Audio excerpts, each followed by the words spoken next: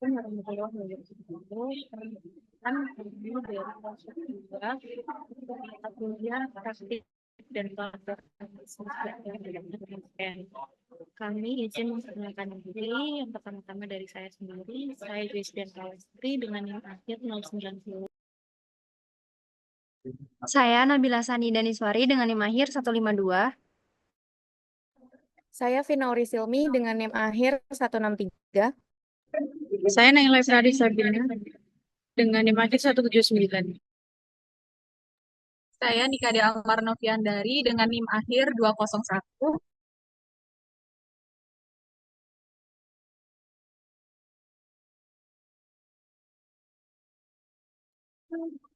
Selanjutnya kami akan mempresentasikan hasil kerja kami mengenai rencananya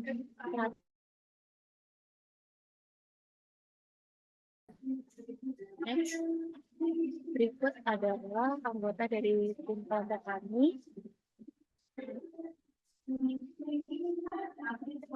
Selanjutnya saya akan menjelaskan mengenai framework ESG Materiality Topics atau Matrix, dan ESG Roadmap dari perusahaan Aeon dan Bukalapak. Next.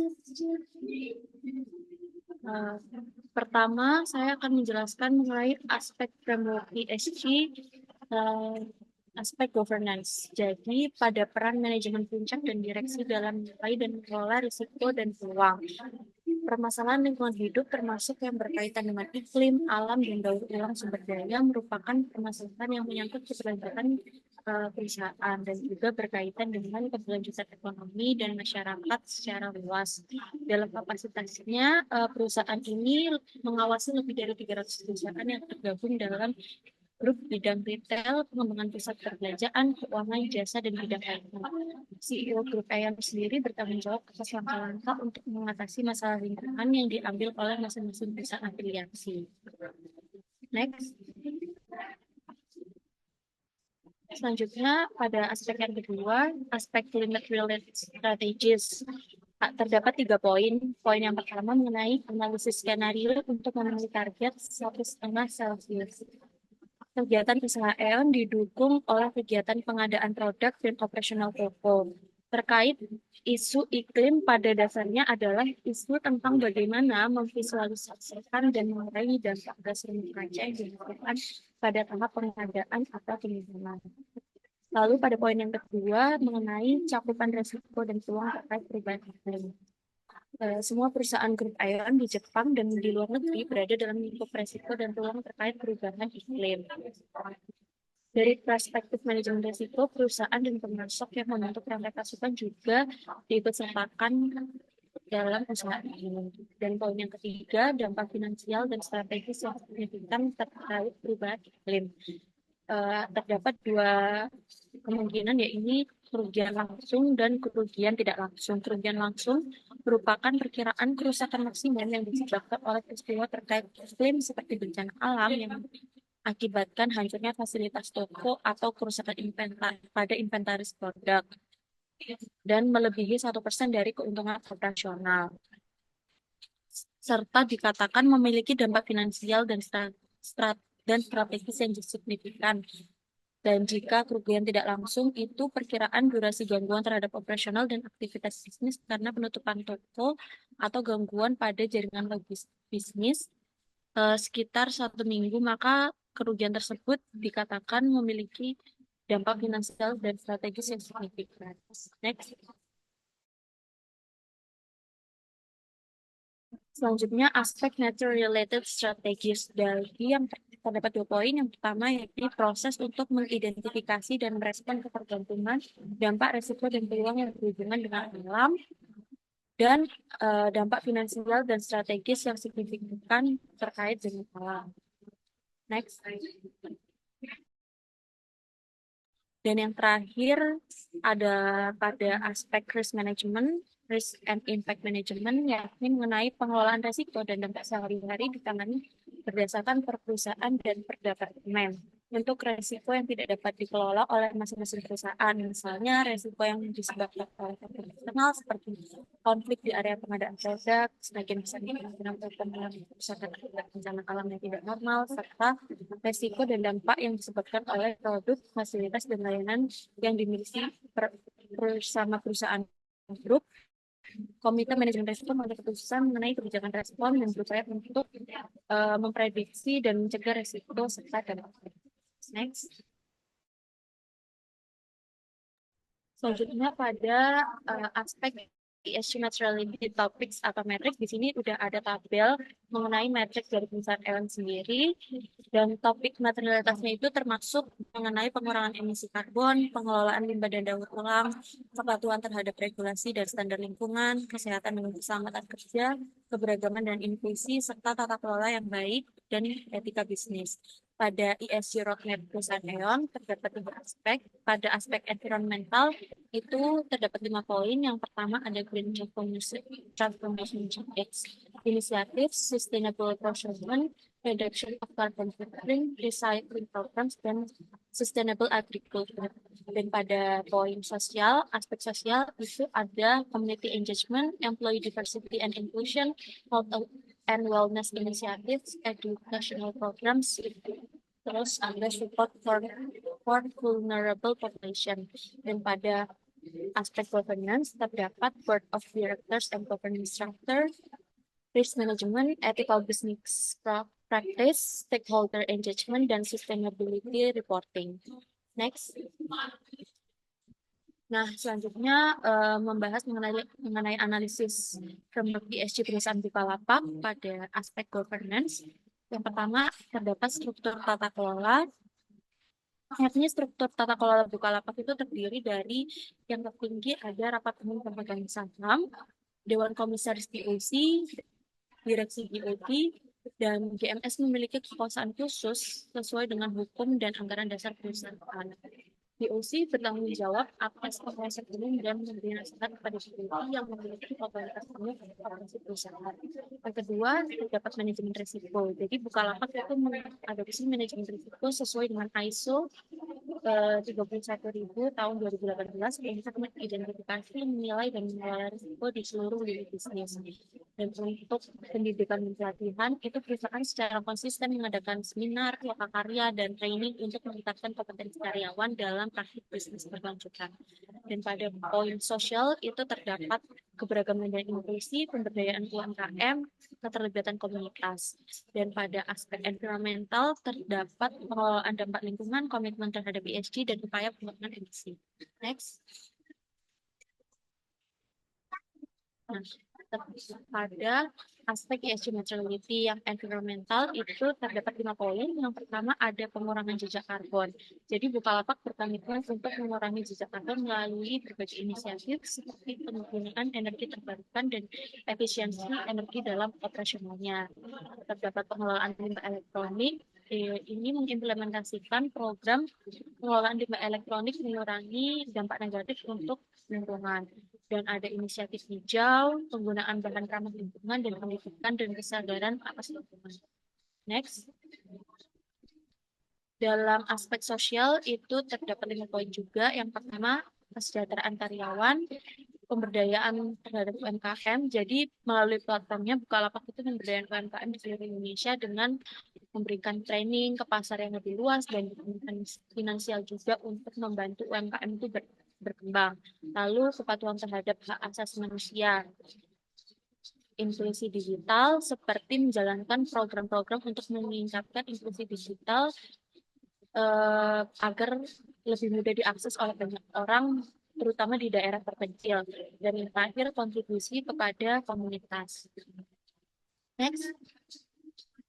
Pada aspek governance itu perusahaan Bukalapak memiliki struktur tata kelola yang kuat, transparansi dan akuntabilitas, manajemen risiko. Jadi Bukalapak memiliki sistem manajemen risiko yang komprehensif untuk mengidentifikasi, menilai, dan mengelola risiko-risiko yang mempengaruhi keberlanjutan perusahaan, lalu terhadap kepatuhan regulasi dan pengawasan dan evaluasi secara berkala. Next.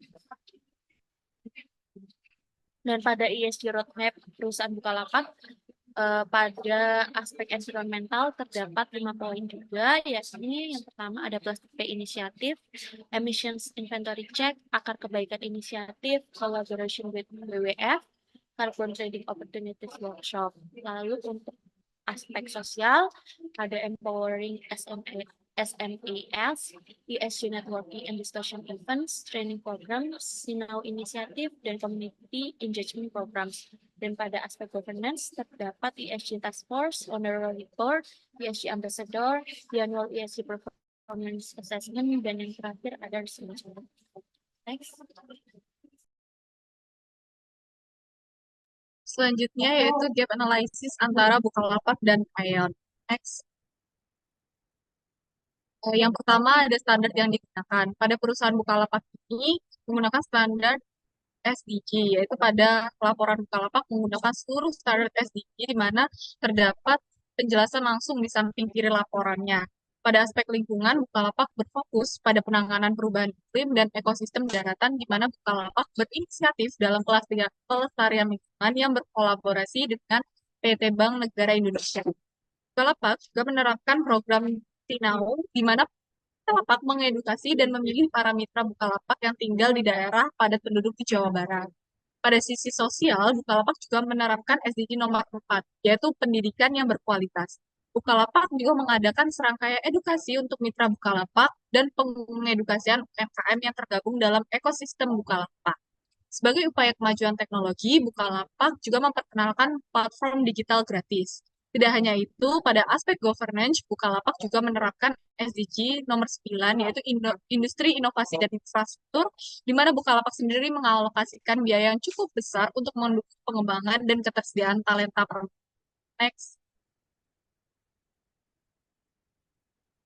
Sedangkan pada perusahaan Ion ini berbeda dengan Bukalapak. Standar yang digunakan oleh perusahaan Ion merupakan standar TCFD, yaitu Task Force on Climate-Related Financial Disclosure. Nah, Ion ini lebih memfokuskan pada peningkatan transparansi terkait risiko dan peluang keuangan dengan perubahan iklim yang terjadi. Dibuktikan dari adanya penjelasan climate-related strategies dan nature-related strategies, yaitu Ion sangat-sangat peduli dengan lingkungan sekitar, terutama pada perubahan iklim. Dapat dibuktikan bahwa kegiatan usaha yang dilakukan Ion ini sangatlah berkaitan dengan iklim dan pengurangan dampak gas rumah kaca. Ion sangat serius dalam menangani langkah-langkah dekarbonasi ke dalam sistem perusahaan. Tidak hanya itu, Ion juga memikirkan dampak finansial yang disebabkan oleh iklim seperti banjir, bencana alam lainnya yang menyebabkan kerusakan toko hingga rusaknya logistik rantai pasok Ion. Next.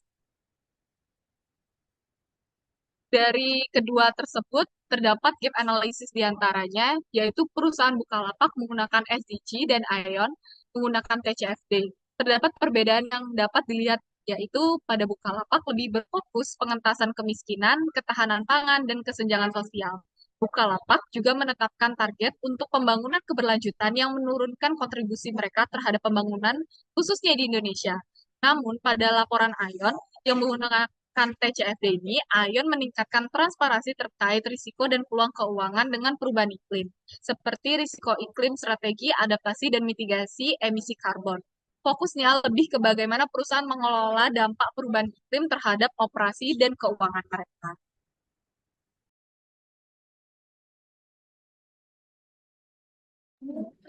Oke, selanjutnya bakal aku jelasin tentang analisis SWOT-nya. Jadi yang pertama kan saya jelaskan tentang aspek environmental, tapi dari yang Bukalapak. Untuk strength sendiri dari Bukalapak ini melakukan penerapan praktik ramah lingkungan. Kemudian yang kedua ada model bisnis berkelanjutan, dan yang ketiga biaya implementasi ramah lingkungan.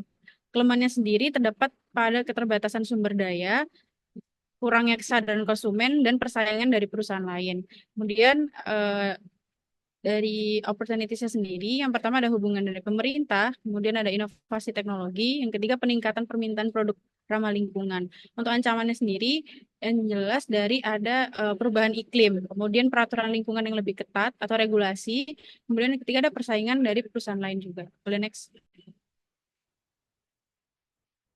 Selanjutnya, aspek environmental dari ION. Untuk strength-nya sendiri, ION meningkatkan reputasi dengan berkomitmen melakukan penanaman pohon. Kelemahannya sendiri dari pengelolaan obligasi keberlanjutan, Opportunity memiliki kesempatan untuk memimpin produk ramah lingkungan dari perusahaan-perusahaan lain. Kemudian ancamannya sendiri dari perubahan regulasi atau standar lingkungan. Next.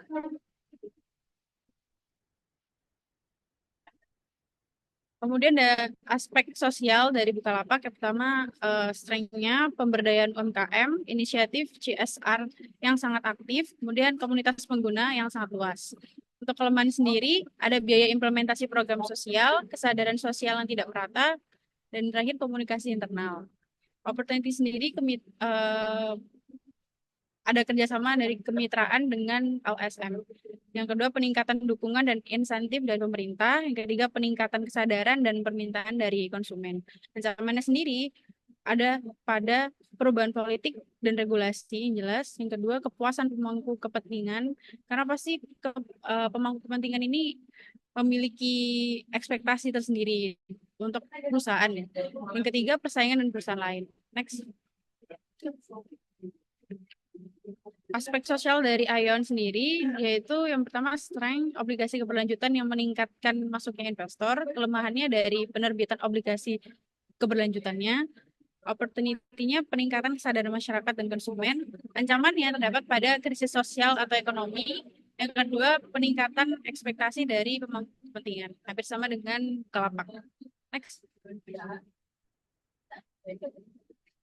Aspek governance dari Bukalapak, yang pertama strength-nya ada kepemimpinan yang kuat dan berpengalaman, kemudian struktur tata kelola yang cukup jelas dan transparan, dan yang ketiga kepatuhan regulasi dan standar tata kelola juga dapat memperkuat dari perusahaan Bukalapak.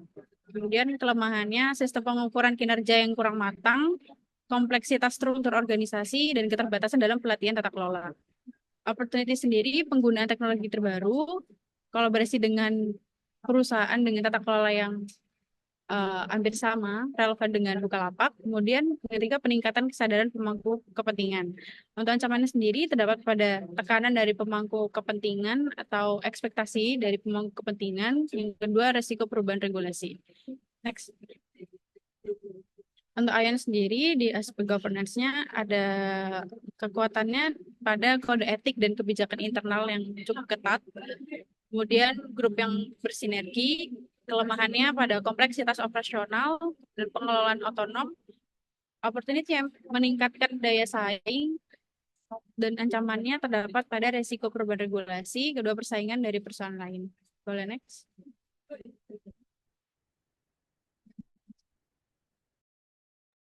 Oke, jadi dari gap analysis tersebut sebenarnya dari analisis S2T tadi, Bukalapak dan ION itu analisis S2T itu digunakan oleh Bukalapak dan ION agar dapat lebih memahami kekuatan, kelemahan, peluang, dan ancaman yang terkait dengan strategi ESG mereka. Sehingga kedua perusahaan tersebut dapat mengembangkan rencana tindakan yang lebih efektif untuk meningkatkan keberlanjutan dan tanggung jawab sosial mereka.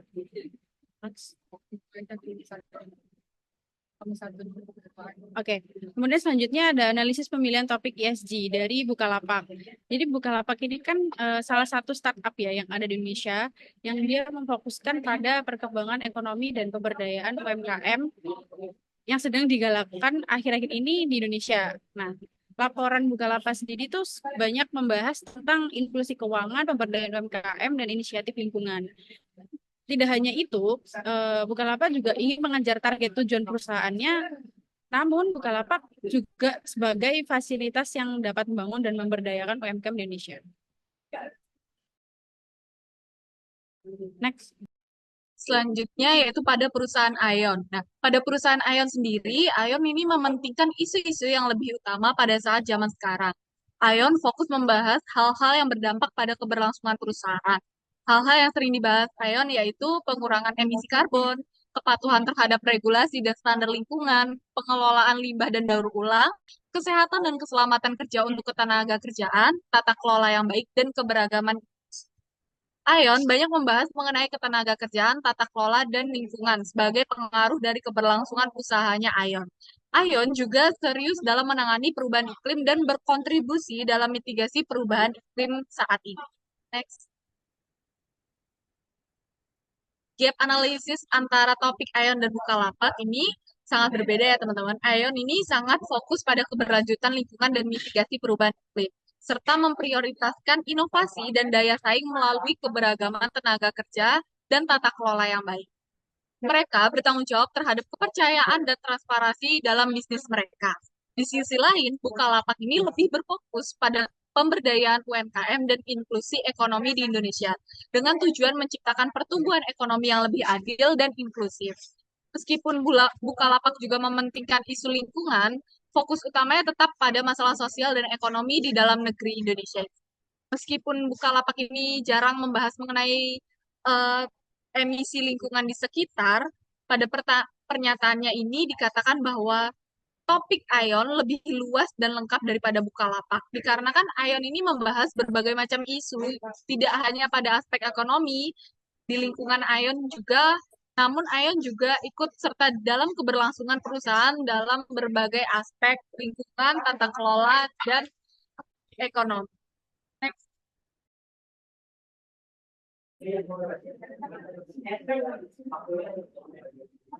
Baik, selanjutnya saya akan menjelaskan terkait ESG framework dan ESG material topik versi yang lebih baik menurut kelompok kami. Nah, seperti yang kita tahu, ESG sendiri itu mencakup 3 aspek utama, yaitu environmental atau lingkungan, kemudian ada sosial, dan governance atau tata kelola.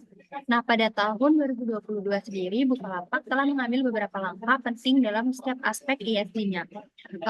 Untuk ESG Bukalapak sendiri ada di sebelah kiri layar. Nah, pada aspek lingkungan, mereka menekankan pada dukungan terhadap usaha kecil yang berfokus pada usaha yang ramah lingkungan. Secara sosial, mereka berkomitmen dan dalam pemberdayaan UMKM dan keterlibatan komunitas, dan dalam tata kelola atau governance, mereka berfokus pada keberagaman dan inklusi di dalam perseroan.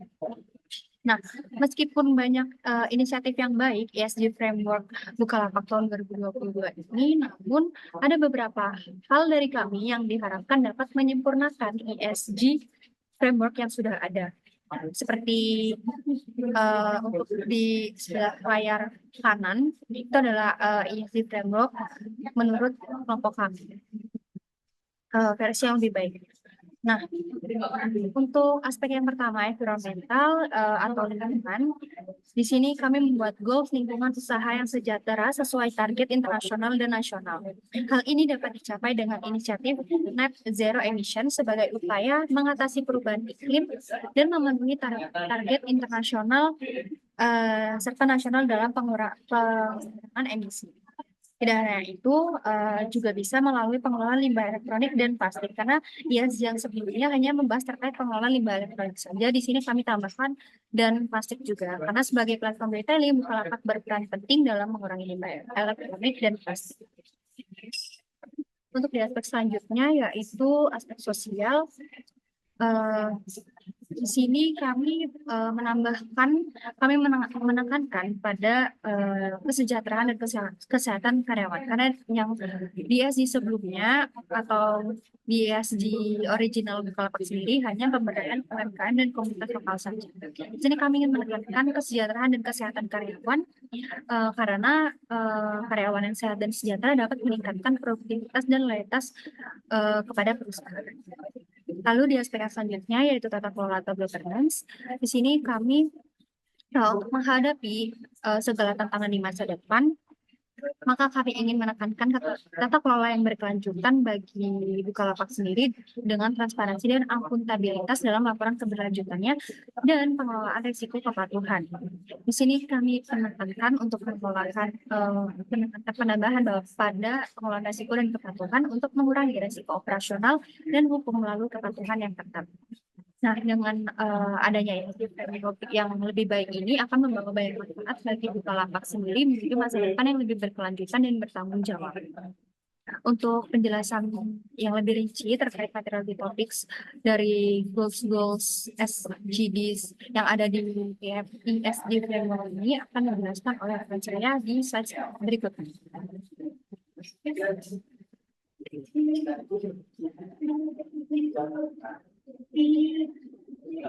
Akan menjelaskan terkait dengan ESG material topics. Di sini ada environmental, sosial, dan governance. Nah, di sini kami mengambil dari topik atau poin-poin yang terdapat di dalam Sustainability Development Goals, di mana di sini untuk dari environmental atau lingkungannya terdapat 3 goal, yaitu goal 3 yang pertama tentang kehidupan sehat dan sejahtera. Alasan dan argumennya adalah cakupan pelayanan kesehatan esensial Bukalapak memfasilitasi akses ke produk kesehatan esensial secara online untuk mengatasi hambatan aksesibilitas di daerah terpencil dan efisiensi waktu. Jaminan Kesehatan Nasional atau JKN, platform ini dapat mempermudah pendaftaran dan pembayaran premi JKN serta meningkatkan partisipasi melalui integrasi sistem pembayaran digital dan kampanye kesadaran. Selanjutnya untuk goal 13 tentang penanganan perubahan iklim, alasan dan argumennya adalah rencana penanggulangan bencana Bukalapak menggunakan infrastruktur digital untuk mendukung penanganan bencana dengan menyediakan informasi dan dukungan logistik. Selanjutnya, penurunan emisi gas rumah kaca atau GRK Bukalapak berkomitmen untuk mengurangi hal tersebut melalui penggunaan teknologi ramah lingkungan, partisipasi dalam program offset karbon, dan edukasi konsumen. Selanjutnya, untuk goal ketiga yaitu goal 15, terkait dengan ekosistem daratan, alasan dan argumennya adalah karena konservasi keanekaragaman hayati Bukalapak mendukung konservasi dengan mendanai proyek-proyek konservasi, bermitra dengan lembaga swadaya masyarakat dan pemerintah, serta menggunakan platformnya untuk edukasi dan promosi produk ramah lingkungan. Next. Untuk pembahasan kedua terkait dengan sosial, itu terdapat 5 goal. Di sini yang pertama, goal pertama yaitu tentang tanpa kemiskinan. Alasannya adalah Bukalapak berperan dalam mitigasi bencana dengan menggunakan sumber daya dan infrastruktur untuk mendukung strategi nasional pengurangan risiko bencana. Serta argumennya adalah platform Bukalapak digunakan untuk edukasi tentang mitigasi bencana dan kolaborasi dengan pemerintah dan LSM untuk implementasi strategi pengurangan risiko bencana.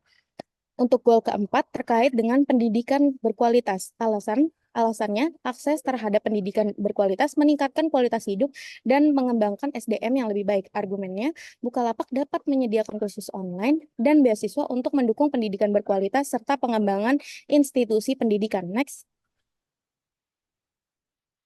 Selanjutnya untuk goal ketiga dari sosial, yaitu goal 5 terkait dengan kesetaraan gender. Alasannya kesetaraan gender penting untuk keberlanjutan sosial dan inklusi yang lebih baik dari perusahaan itu. Argumennya, Bukalapak dapat mengimplementasikan kebijakan internal yang mendukung kesetaraan gender dan mengadakan program pemberdayaan perempuan. Goal ke-8 terkait dengan pekerjaan layak dan pertumbuhan ekonomi. Alasannya, meminimalkan dampak lingkungan dan memberdayakan pemuda melalui kesempatan kerja dan pelatihan, mendukung keberlanjutan serta pertumbuhan ekonomi. Argumennya, mengadopsi kemasan ramah lingkungan serta mengembangkan program pelatihan digital dan inkubator startup untuk mendukung inovasi dan penciptaan lapangan pekerjaan. Goal ke-10 terkait dengan berkurangnya kesenjangan. Alasannya, program jaminan sosial membantu mengurangi kesenjangan ekonomi dan memberikan stabilitas sosial. Argumennya, Bukalapak dapat mendorong partisipasi karyawannya dalam program jaminan sosial dan mengembangkan program kesejahteraan karyawan untuk menunjukkan komitmen terhadap kesejahteraan mereka. Next. Selanjutnya terkait dengan governance, di sini ada 4 goal. Goal pertama itu adalah goal 9 terkait dengan industri, inovasi, dan infrastruktur. Alasannya kontribusi dalam ekspor untuk produk industri berteknologi tinggi untuk meningkatkan daya saing dan pertumbuhan ekonomi. Argumennya, Bukalapak dapat membantu UMKM dalam memasuki pasar global melalui platform mereka serta mendukung riset dan inovasi untuk produk berteknologi tinggi. Goal 12 terkait dengan konsumsi dan produksi yang bertanggung jawab, di mana alasannya mempraktikkan pola konsumsi dan produksi yang berkelanjutan untuk menjaga keberlanjutan lingkungan perusahaan. Argumennya, Bukalapak dapat mempromosikan produk ramah lingkungan, mengurangi limbah, dan mengadopsi energi terbarukan dalam operasional mereka. Next. Sekian penjelasan